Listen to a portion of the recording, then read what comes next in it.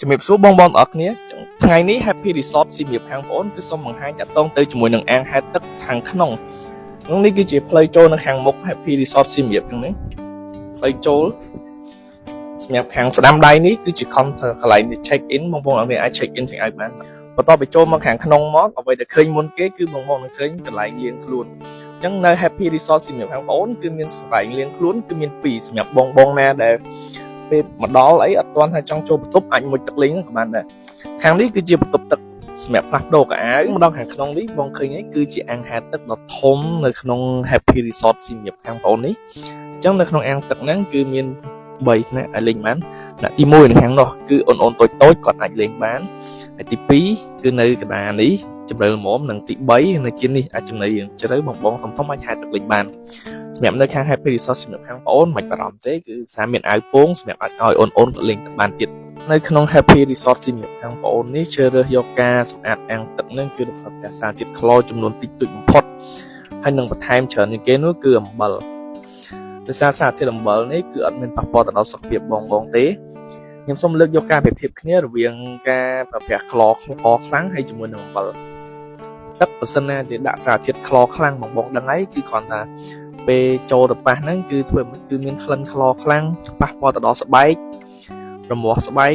រឹងសក់ជាពិសេសបើបងមានអូនតូចទៀតគឺពួកគាត់ងាយនឹងលាក់ស៊ីជាមួយស្បែកគាត់ឬមួយក៏រមាស់ស្បែកពួកគាត់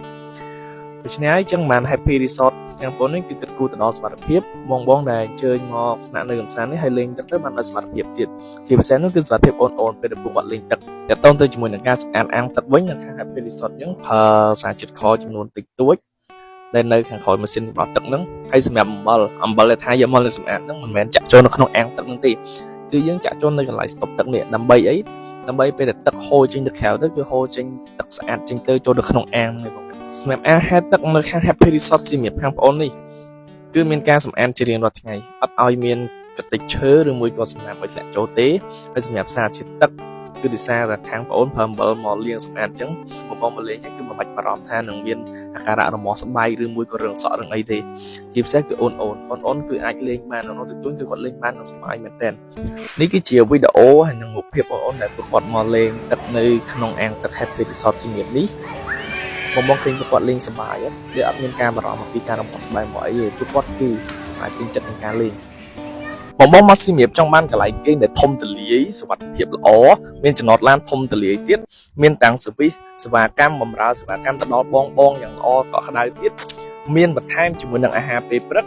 មានអាងទឹកធំទូលំទូលាយទឹកមានសុវត្ថិភាពថែមទាំងមាន view ដ៏ស្អាតទៀតហើយជាពិសេសចម្ងាយជិះអត់ឆ្ងាយពីផតស៊ីទេជិះប្រហែល15នាទីនេះ